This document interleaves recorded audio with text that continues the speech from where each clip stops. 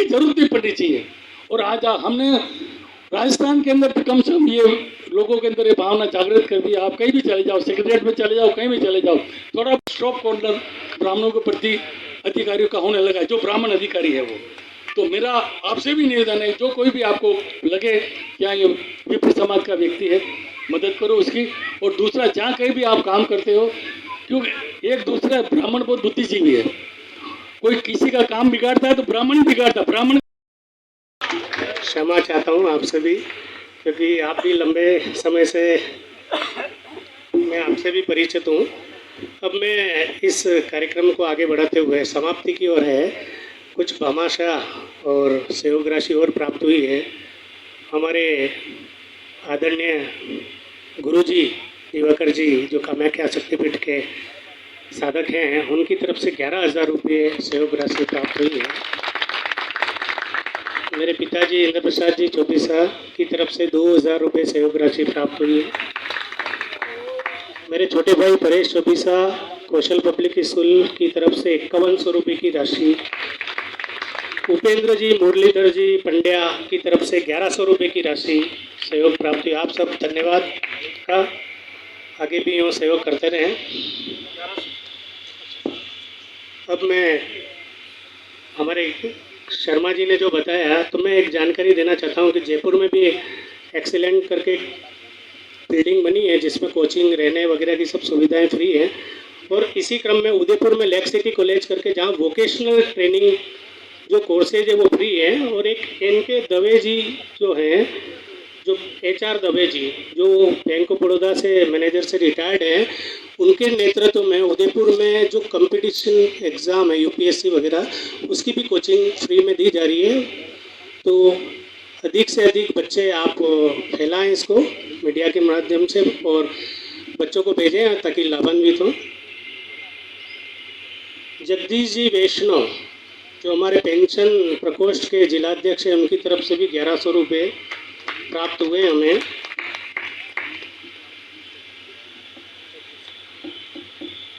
अब आगे कार्यक्रम को बढ़ाते हुए मैं हमारे मुख्य अतिथि दिवाकर जी गुरुजी को मैं आमंत्रित करूंगा कि वो अपना उद्बोधन, आध्यात्मिक उद्बोधन देवें और हमें लाभान्वित करें और आशीर्वचन दें।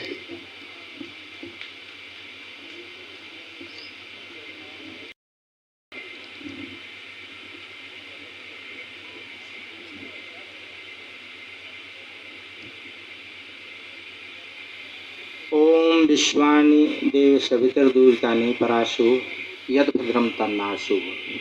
ये हमारी वैदिक मंत्र है और इसी से हम शुभारंभ करते हैं किसी शुभ कार्यक्रम को।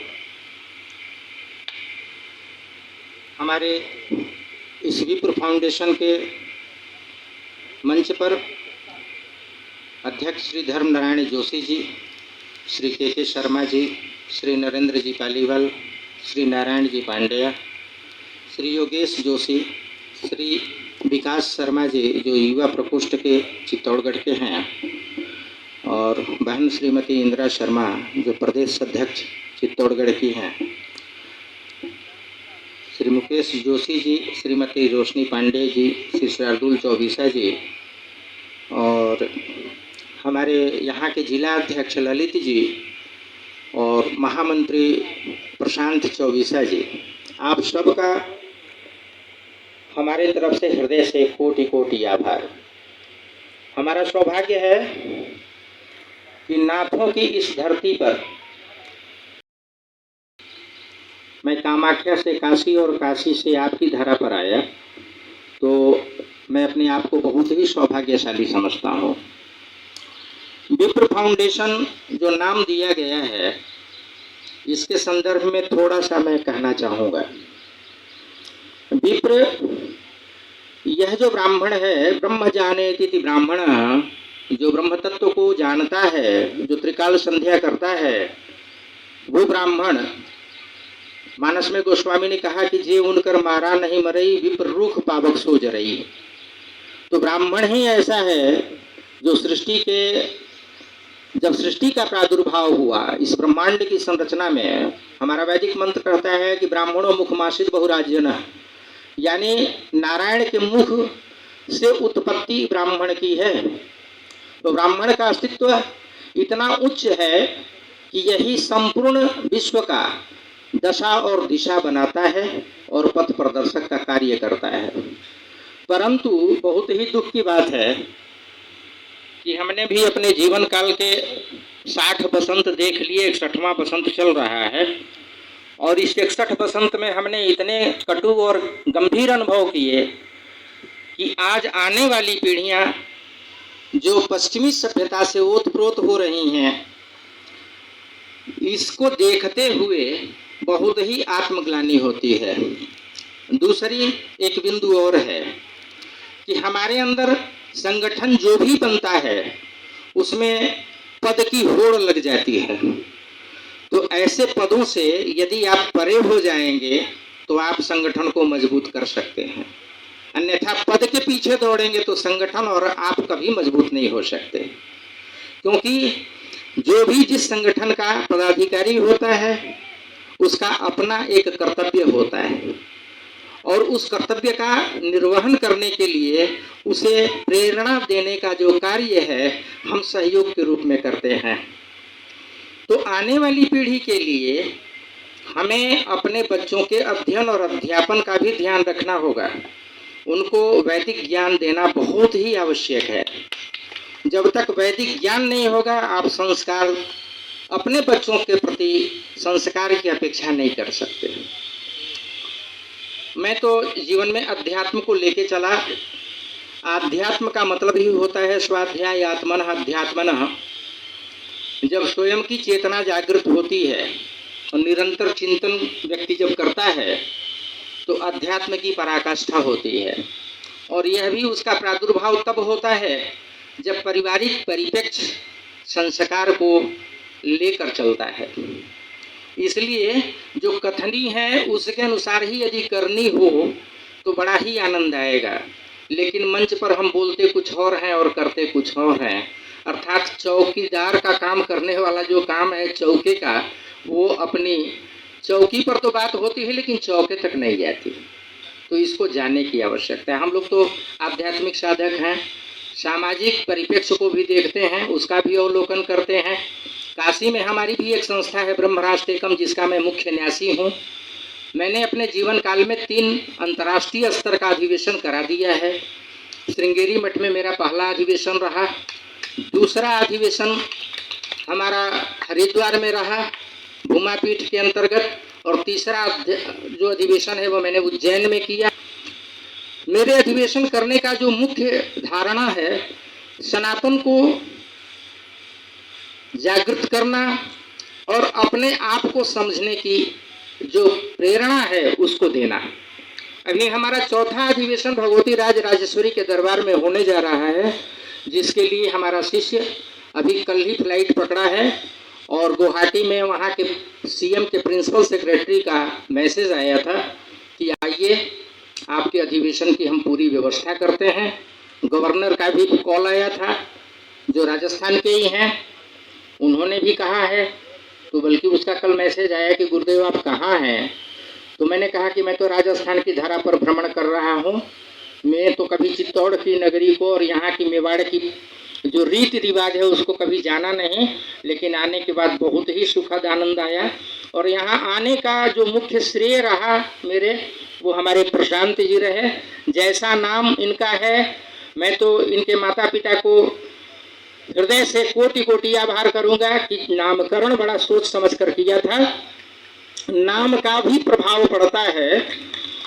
अब हमारा नाम इन्होंने बार बार कहा कि दिवाकर गुरु जी, तो हमारे भी नाम को नामकरण करने वाले मेरे गुरु ही थे। और मैं सन्यास से लेके और आप लोगों के बीच तक खड़ा हूँ, लेकिन अपने विषय में कुछ विशेष बताता नहीं हूँ किसी को, क्योंकि मैं साधक हूँ तो साधक कोई बात खोल के कहता नहीं है। लेकिन आप लोगों से मेरा एक नम्र निवेदन है कि ब्राह्मण जब तक अपनी शिखा और तिलक ये 2 चीज़ें अपने पास नहीं रखे तो हमारा कोई अस्तित्व नहीं है। तो शिखा यदि आप छोटा रखते हैं तो कोई बात नहीं, लेकिन तिलक तो अवश्य होना चाहिए ललाट पर, इसमें कोई कोताही न हो। वैदिक मंत्र यदि आप अपने बच्चों को नहीं पढ़ा रहे हैं या उनको उसकी शिक्षा नहीं दे रहे हैं, गुरुकुल प्रणालियां भी नहीं हैं। देखिए, इसमें भी एक बहुत बड़ी विचित्र विडंबना है। थोड़ा समय का अभाव है तो मैं अपने सीमित समय में ही थोड़ी सी बात कहकर मंच को छोड़ूंगा। आज से पूर्व 200 वर्ष पूर्व हमारे राष्ट्र के अंदर 4 लाख से ऊपर गुरुकुल चलते थे, जबकि हमारे राष्ट्र की जनसंख्या भी बहुत कम थी। लेकिन मुगलिया सल्तनत आया, अंग्रेजों का शासन हुआ। इस राष्ट्र के संस्कार को विलुप्त करने के लिए सबसे बड़ा कुठाराघात जो किया गया वो हमारी आध्यात्मिक क्रियाओं के ऊपर किया गया, अध्ययन और अध्यापन पर किया गया, शिक्षा बना दिया गया और पश्चिमी सभ्यता में हमें डालना शुरू कर दिया गया। आज हम बड़े गर्व से कहते हैं कि हम अपने बच्चे को कॉन्वेंट स्कूल में पढ़ाते हैं।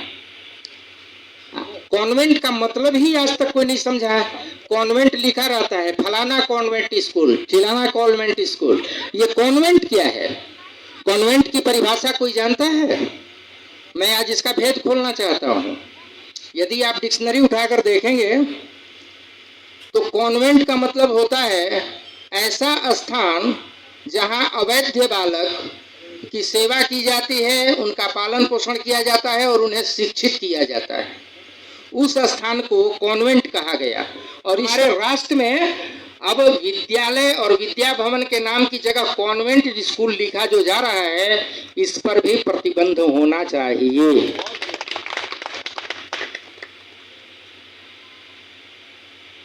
हमारे अग्रज बैठे हुए हैं, धर्म नारायण जोशी जी काफ़ी अनुभवी हैं, हमसे उम्र में बड़े हुए हैं। मैं इनका आभार व्यक्त करता हूं और इसके बाद इनकी वाणी आप लोग सुनिएगा। यहाँ जब मैं आया, इन लोगों की इच्छा हुई, मैं बाबा का दर्शन करने आया था यहाँ, तो विचार बना कि गुरुदेव यहाँ एक परशुराम जी की मूर्ति की स्थापना की जाए। तो मैं अभी काशी में 2 प्रतिमाओं को करके आया हूँ। एक दशाश्वमेध घाट पर शीतला माता मंदिर है, उसके श्री महंत हैं लिंगिया महाराज। उनको मैंने कहा कि स्थान की उपलब्धता आपको करानी है, तो भगवती राज राजेश्वरी की इतनी कृपा है, अनुकंपा है कि वाणी जो निकलती है उसको नहीं शब्द आज तक मुझे सुनने को नहीं मिला। तो लिंगिया महाराज ने कहा कि महाराज श्री आप ही का है, आप जिधर चाहें उधर करा लें। मैंने कहा कि थोड़ी सी जगह दे दो अपने बगल में, मैं यहाँ भगवान परशुराम का मूर्ति स्थापित करूँगा। और वो मूर्ति स्थापित पिछले 1 महीने पहले हुआ। उससे पहले मैंने काशी धर्म संघ में एक भगवान परशुराम की मूर्ति स्थापित की और ये तीसरा मूर्ति यहाँ डूंगरपुर में आपके सानिध्य में आपके कमलों द्वारा हुआ। मैं आज बहुत ही गर्व से कह सकता हूँ और इतना मैं गर्वित हूँ कि हमारा हिंदू सनातन और ये विप्र फाउंडेशन का जो कार्य है, इसके लिए मैं कोटि कोटि इनको आशीर्वाद दे रहा हूँ, इस फाउंडेशन को। और भगवती राज राजेश्वरी की कृपा और हमारे यहाँ के गुरुवर जो इस नाथों की धरती के जागृत देव हैं, भोलेनाथ महाराज जी, इनकी अनुकंपा, बाबा विश्वनाथ और यहाँ के बाबा का जो आशीर्वाद है वो आप सबों को मिल रहा है और उनके आशीर्वाद से ही भूत हैं। इससे ज़्यादा और मैं कुछ नहीं कह सकता। बाकी तो आप सब लोग खुद ही प्रबुद्ध हैं। लेकिन ये अवश्य लास्ट अंतिम शब्द मेरा ये रहेगा कि यहाँ भी एक गुरुकुल का निर्माण किया जाए।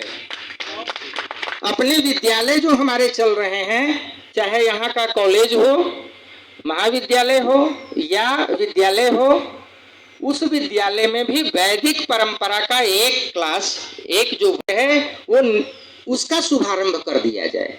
छोटे छोटे बच्चों को उनको कुछ बताया जाए, कम से कम इतना तो ज्ञान दिया जाए कि प्रतिदिन प्रातः उठकर माँ पिता का चरण स्पर्श करो और हनुमान चालीसा का पाठ करके ही विद्यालय की ओर आगे बढ़ो।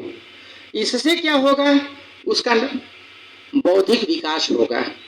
सुभाषितानी में दिया है, अभिवादनशीलस्य नित्यम वृद्धोपसेविनः चत्वारि तस्य वर्धन्ते आयु विद्या यशो बलम्। ये 4 चीजें बढ़ती हैं। हमसे एक व्यक्ति आया, बोला महाराज श्री मैं शनि से बड़ा ग्रसित हूँ।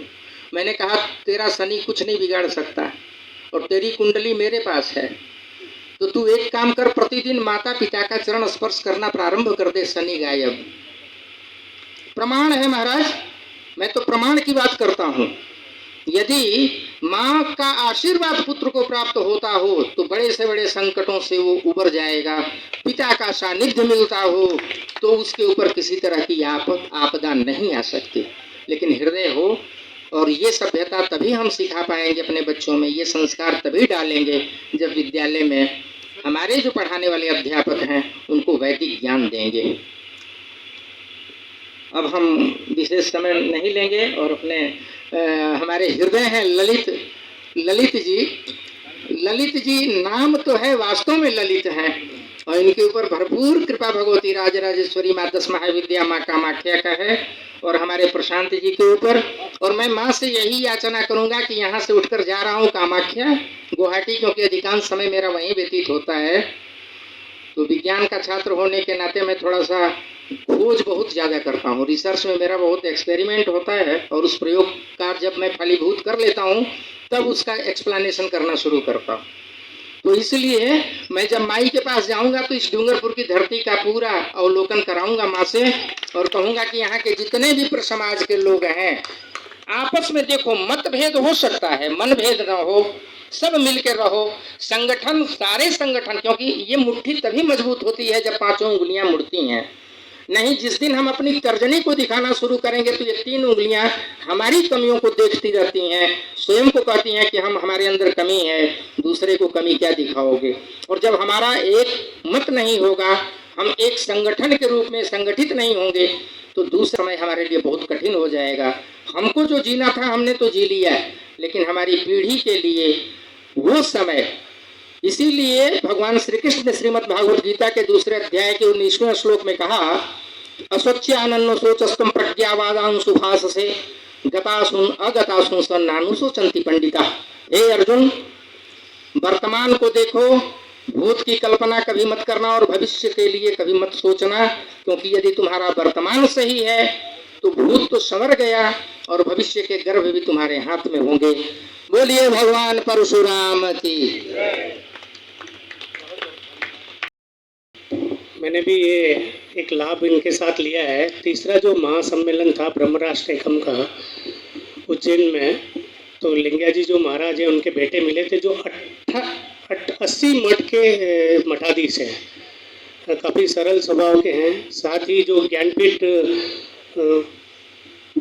शिवालय ज्ञानवापी के लिए जो केस किया है, उसकी भी 4 महिलाएं जो थी, वो भी, उनसे भी मुलाकात हुई थी मेरी।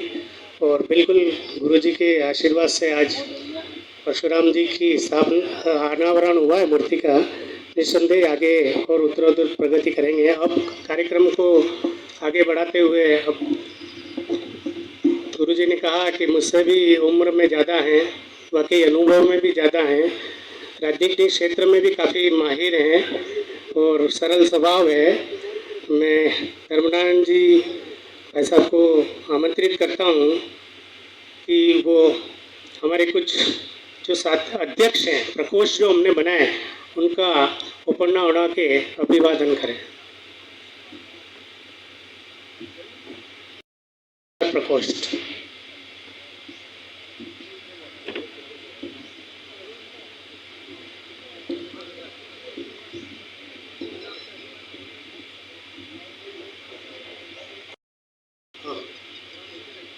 सुरेंद्र जी चौबीसा, सनातन धर्म समिति डूंगरपुर, उनका भी अभिवादन। विनोद जी जोशी, अध्यक्ष श्रीगौड़ समाज बारा चौकला। विनोद जी जोशी, अध्यक्ष श्रीगौड़ समाज बारा चौकला, आप भी पधारें। शैलेश जी चौबीसा, जिला खेल प्रकोष्ठ के अध्यक्ष हैं हमारे शैलेश जी चौबीसा। योगी पंड्या, प्रभारी प्राण प्रतिष्ठा व जयप्रकाश जी चौबीसा।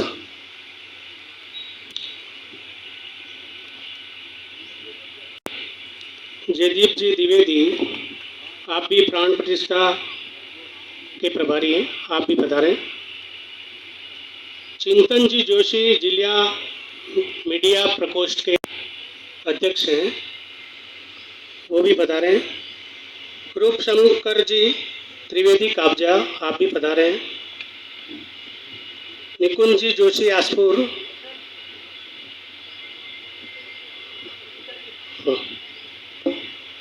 बलराम जी मेहता हासपुर, आप भी पधारे हैं।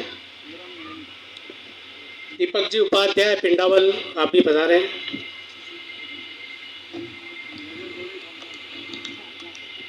हाँ। मेरे पिताजी इंद्र प्रसाद जी, उनका भी अभिवादन करें।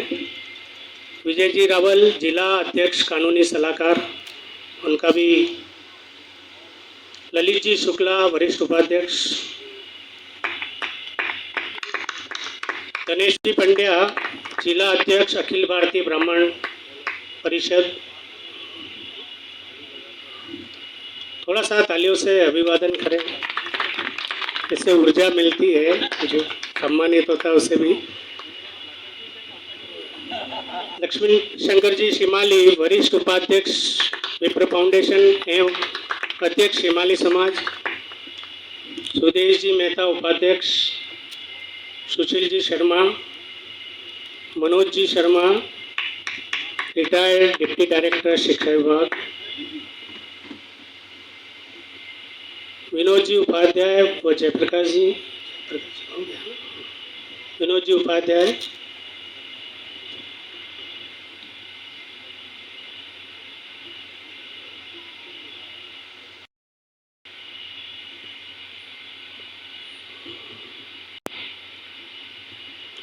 विनोद जी उपाध्याय।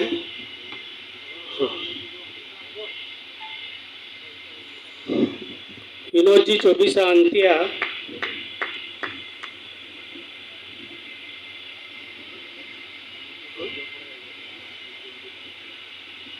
विपिन जी भट्ट पुचपुर।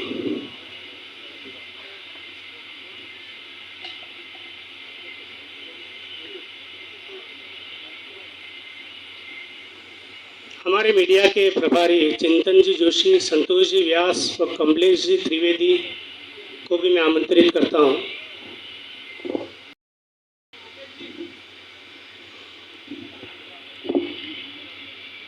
इसके पश्चात मैं रघुराम जी भाई साहब से आग्रह करूंगा कि वो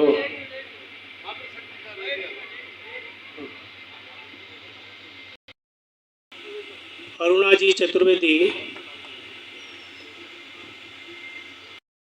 कीर्ति जी,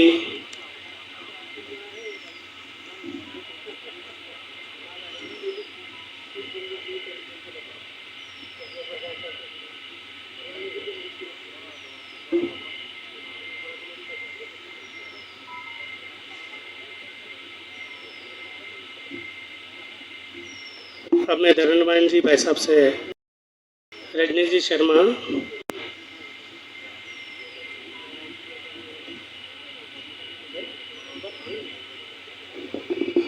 कोई भी विप्र बंधु जाए क्योंकि ब्रह्मभोज भी तैयार है।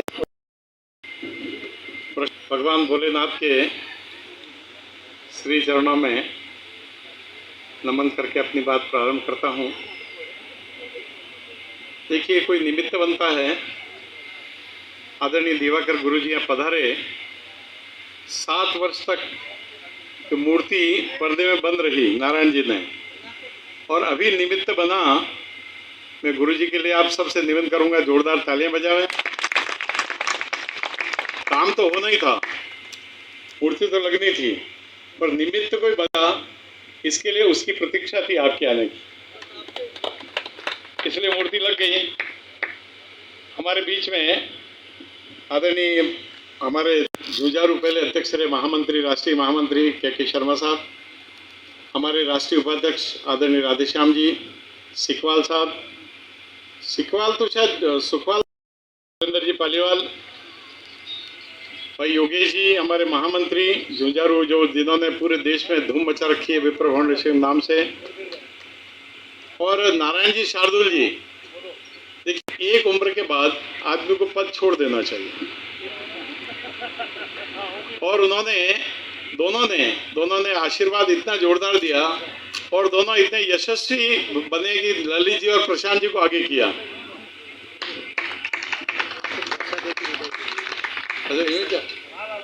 इनकी बहुत इच्छा है कि नारायण जी को फरसा बैठ दे रहे। आइए नारायण जी, ठीक है साहब।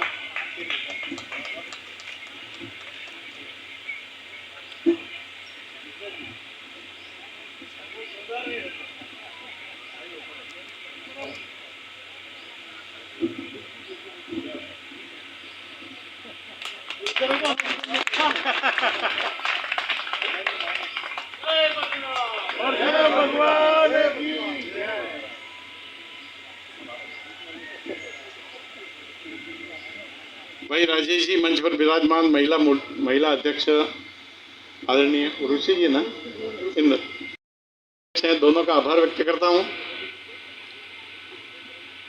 मूर्ति स्थापना को लेकर के मुझे ऐसा लगा कि संघर्ष ही लिखा हुआ भगवान परशुराम जी के जीवन में। परंतु देखिए, बहुत छोटा सा भाषण देकर अपनी बात समाप्त करूंगा।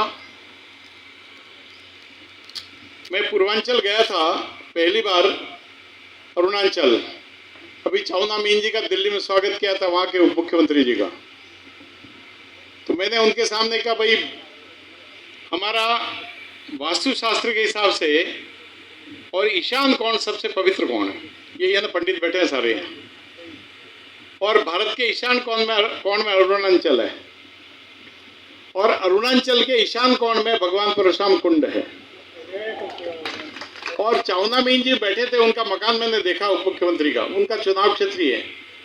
यानी सूर्य की पहली किरण भगवान दिवाकर जी बैठे हैं, भगवान दिवाकर जी की पहली किरण अरुणाचल के उप मुख्यमंत्री चाउना मीन जी के घर पर पड़ती है। भारत की पहली किरण भगवान दिवाकर उनके घर पर पड़ती है।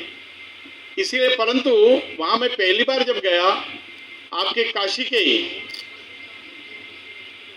62 साल पहले वहां एक संत वहां विराजमान, उनको 62 वर्ष हो गए।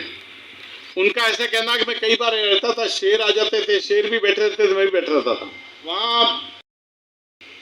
पूरी रात ट्रेन में लगती है, और तिनसुकिया से और 142 किलोमीटर कुंड है, बिल्कुल चाइना के बॉर्डर पर।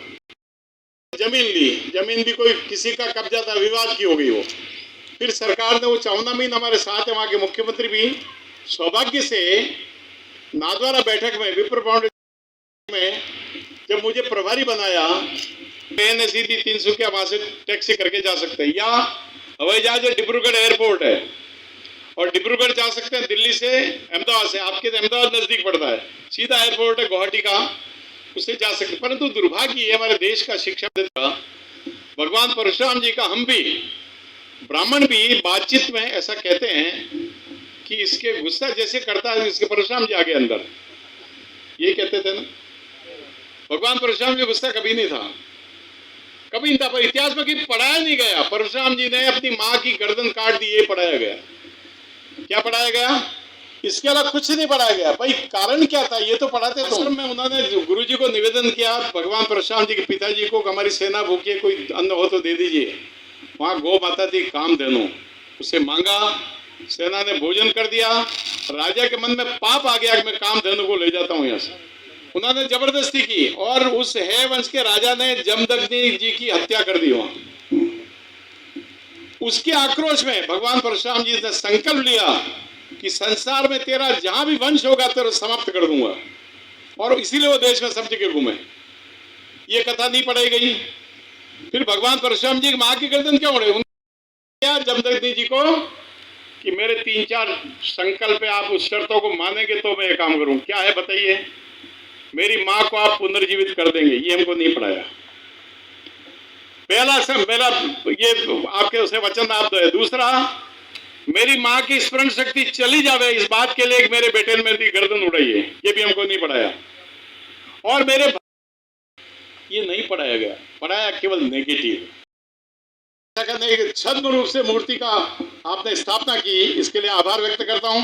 बहुत अच्छी मूर्ति बनी है, और विशेष रूप से यहाँ की मंदिर समिति का, उनके लिए आप जोरदार तालियां बजावें, जिन्होंने साहस दिखाया। और भूमि को मुक्ति कुंड पर जो मूर्ति स्थापना होनी है, उसका भी पेडल स्टैंड बन गया है, और लगभग 3-4 महीने और लगेंगे, क्योंकि मूर्ति बहुत बड़ी मूर्ति है। 51 फीट ऊंची मूर्ति है, 24 फीट ऊंची मूर्ति है, और 37 क्विंटल की मूर्ति है। 37 क्विंटल की मूर्ति है। हाँ, जो भी आर्थिक सहायता देना चाहे ऑनलाइन, एक भी पैसा हमने व्यक्तिगत रूप से लिया नहीं है, एक सिंगल रुपया भी। नारायण जी के पास, नारायण जी ने बहुत बड़ा सहयोग यहाँ से इकट्ठा करके पहले भी किया, अभी भी, क्योंकि हमने 6.5 करोड़ की मूर्ति है। और कुल मिला के हमारे पास अभी दिल्ली में जरूर उन्होंने शायद 51 लाख तो पहले दिए, गुवाहाटी के रतन शर्मा जी ने 51 लाख मूर्ति के लिए पहले दिए उन्होंने। क्योंकि देखिए कई बार ऐसा होता है ना, हम साइलेंट हो गए थे, कई बार होता एक कार्यकर्ता बहुत अच्छा काम करता है, थोड़े दिन 2 साल चुप हो गया। मूर्ति का जब काम चालू हुआ, चालू करने की योजना बनी, मैं सुशील जी और हम गुवाहाटी गए, रतन जी शर्मा से मिले। मैंने कहा पूर्वांचल में रतन जी का ही काम है, रतन जी को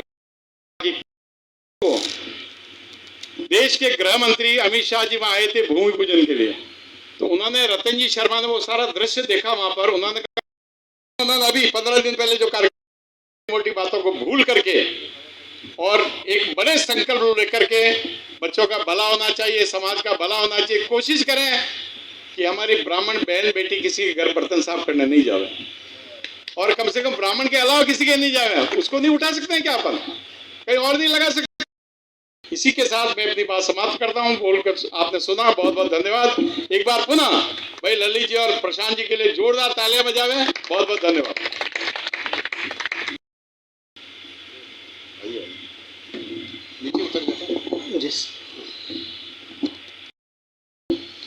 आपने परशुराम जी के बारे में जो हमारे दिमाग में गलत भ्रांतियाँ थी उसको आपने सही किया, उसके लिए बहुत बहुत धन्यवाद। अब कार्यक्रम समाप्ति की ओर है।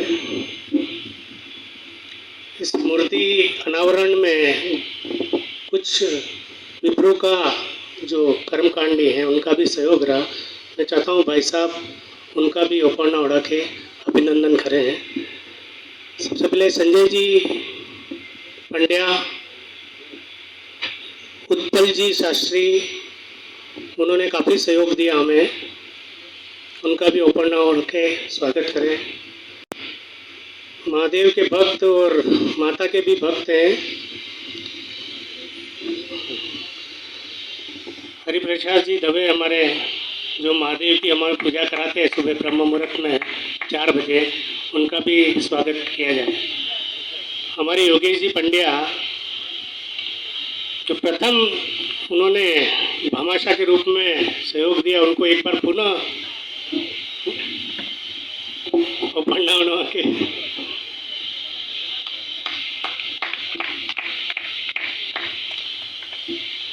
इसी क्रम में इस कार्यक्रम में प्रिंटिंग का सामान से उधर उधर ले जाना, हमको इधर से उधर ले जाना, उसके लिए जो हमारे दोनों की संस्था है, मेरा प्रगति कॉलेज है और इनकी रमा कुंवर है, उसके जो कर्मचारी हैं जिन्होंने सहयोग किया, मैं सबसे पहले हर्षवर्धन जी जिन्होंने ये सारा प्रिंटिंग का काम किया है, श्रीमाली को मैं बुलाऊंगा। इसके बाद नीलेश जी जो सर के वहाँ पे हैं, भाविक जी और भाई विजय, इन्होंने काफ़ी ये प्रिंटिंग का और जितने भी आपके जो प्रकल्प हैं वो उदयपुर से परमिशन लेके और फटाफट हर 10 सेकंड 20 सेकंड में डाले हैं, वो सारे इन्हीं सबके सहयोग से। और ये सारी व्यवस्था में नीलेश भाई और विजेंद्र का काफ़ी सहयोग रहा है। रात को 11-11 बजे तक हमारे साथ में रहे ये, इनका एक बार पुनः धन्यवाद है। अब कार्य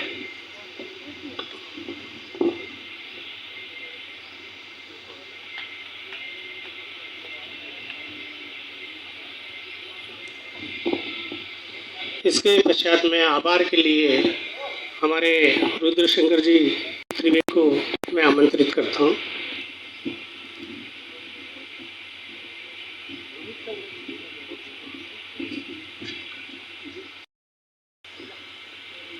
मैं सर्वप्रथम शिव मंदिर के बजरंगबली जी के और भगवान परशुराम जी के प्रांगण में आप सभी अतिथियों का तहे दिल से हार्दिक अभिनंदन, स्वागत, सादर नमन, वंदन करता हूं। हमारे बीच भगवान परशुराम जी की और ब्राह्मण की रितेश जी शर्मा आगे पधारें। रितेश जी शर्मा प्लीज। थोड़ा कृपया तालियां बजा के हौसला अफजाई करें, क्योंकि कहीं न कहीं आपके सामने यहाँ जो सम्मान दिया जा रहा है उस व्यक्ति ने इस संगठन को, संस्था को, ब्राह्मण को, विप्र को कहीं न कहीं प्रत्यक्ष अप्रत्यक्ष रूप से अपना सहयोग कुछ न कुछ दिया होगा। निश्चित आपके सामने आप सब विराजमान हैं। मुझे आभार प्रकट करने के लिए आमंत्रित किया गया, पर एक छोटी सी, समय भी ज्यादा हो चुका है।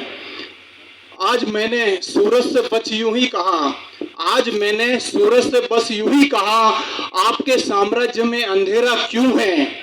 तम तमाकर वह दहाड़ा, तम तमाकर वह दहाड़ा, मैं अकेला करूं तुम बेफिक्रों के लिए मैं अकेला करूं तुम बेफिक्रों के लिए, भला मैं ही कब तक मरूं, भला मैं ही कब तक मरूं।